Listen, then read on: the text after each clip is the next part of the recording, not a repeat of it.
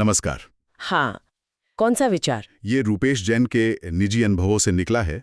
उन्होंने इसे रूपेश दिल से नाम दिया है। अच्छा, रूपेश दिल से। हाँ, और ये उनके एक लेख का हिस्सा है, पेशेवरता बनाम पूर्णतावाद, सफलता के मानक। ओ, ये तो बहुत ही रिलेटेबल टॉपिक है। प्रोफेशनल होना और परफेक्शनिस्ट होना। बिल्कुल। अक्सर हम जिंदगी में इन दोनों चीजों के बीच थोड़ा उलझ जाते हैं ना। हाँ, बिल्कुल। और रूपेश जैन का जो मुख्य संदेश है वो यही है कि भाई पेशेवर रवैया और हर चीज को बिल्कुल परफेक्ट बनाने की धुन, मतलब परफेक्शनिज्म, हाँ, इन दोनों के बीच का जो फर्क है वो समझना बहुत जरूरी है। लोग अक्सर कंफ्यूज कर देते हैं। हाँ, ये होता है। लेख में भी यही कहा गया है कि थोड़ी बहुत कमी इम्परफेक्शन चल जाता है। बिल्कुल। लेकिन अगर लंबी रेस का घोड़ा बनना है, सस्टेनेबल लॉन्ग टर्म सक्सेस चाहिए, तो अपने काम के जो ऊंचे प्रोफेशनल स्टैंडर्ड्स हैं, हाँ, स्टैंडर्ड्स, उनसे समझौता नहीं करना चाहिए। हाँ। पर ये कंफ्यूजन होता क्यों है? लोग मिला क्यों देते हैं इन दोनों को? देखिए, इसके कई कारण हो सकते हैं। एक तो शायद फेलियर का डर होता है। हाँ, डर कि अगर काम 100% परफेक्ट नहीं हुआ तो पता नहीं लोग क्या सोचेंगे, कम आंकेंगे। या फिर कभी-कभी लगता है कि प्रोफेशनल होने का मतलब ही है कि हर छोटी चीज परफेक्ट हो। अच्छा, और यहीं पर वो गड़बड़ शुरू हो जाती है। तो फिर इसको थोड़ा और साफ करते हैं। असल में प्रोफेशनल होने का मतलब क्या है और ये परफेक्शनिस्ट होने से अलग कैसे है? कोई उदाहरण दे सकती हैं? हाँ, जरूर। देखिए, प्रोफेशनल होने का मतलब है अपना काम समय पर पूरा करना। डेडलाइंस। हाँ, डेडलाइंस निभाना, भरोसेमंद होना, अपनी बातचीत में, कम्युनिकेशन में क्लियर होना, जो तय क्वालिटी स्टैंडर्ड्स हैं उनको पूरा करना। ओके। और एथिकली, नैतिक तरीके से काम करना। अब इसमें जरूरी नहीं कि नतीजा 100% परफेक्ट हो, हर कॉमा, हर फुल स्टॉप सही जगह पर हो। अच्छा। जैसे मान लीजिए कोई रिपोर्ट देनी है, तो एक प्रोफेशनल इंसान समय पर सारी जरूरी जानकारी के साथ एक तय फॉर्मेट में रिपोर्ट दे देगा।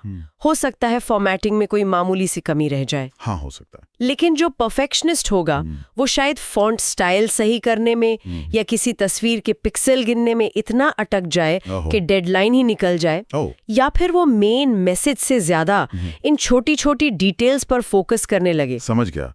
यानी प्रोफेशनल होना काम के मकसद और स्टैंडर्ड्स को पूरा करना है, जबकि परफेक्शनिज्म कभी-कभी गैर जरूरी बारीकियों में फंसा देता है। बिल्कुल। और लेख में वो टिकाऊ दीर्घकालिक सफलता की बात कही गई थी, सस्टेनेबल लॉन्ग टर्म सक्सेस।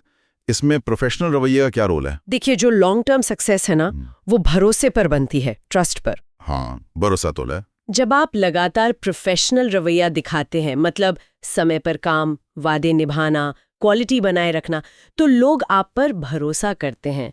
आपके साथ काम करने वाले, आपके क्लाइंट्स, सभी। सही बात है। और यही भरोसा जो है वो लंबे रिश्तों की और स्थायी सफलता की नींव बनता है। परफेक्शनिज्म दूसरी तरफ क्या करता है?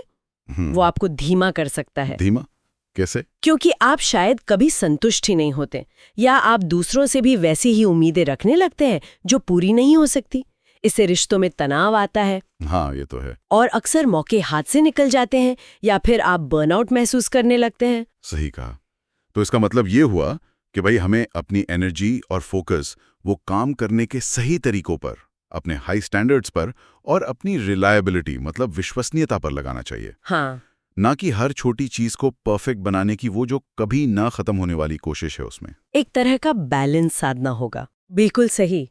और यही बैलेंस, यही संतुलन सबसे जरूरी है।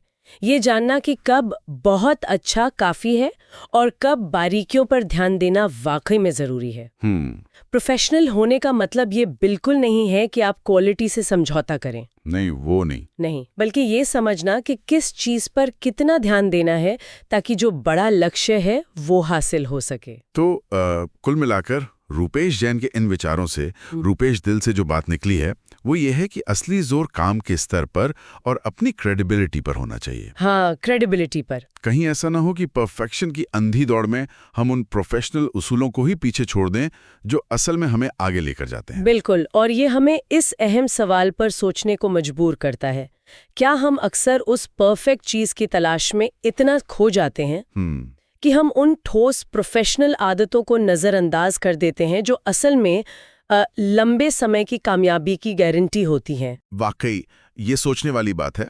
शायद हम सभी को अपने काम में, अपनी जिंदगी में इस बैलेंस को खोजने की कोशिश करनी चाहिए। कहाँ पर ऊंचे मानक रखना जरूरी है और कहाँ पर वो परफेक्शन की जिद हमें पीछे खींच रही है। हाँ, इस पर सोचना जरूर चाहिए। इस पर विचार करना फायदेमंद हो सकता है।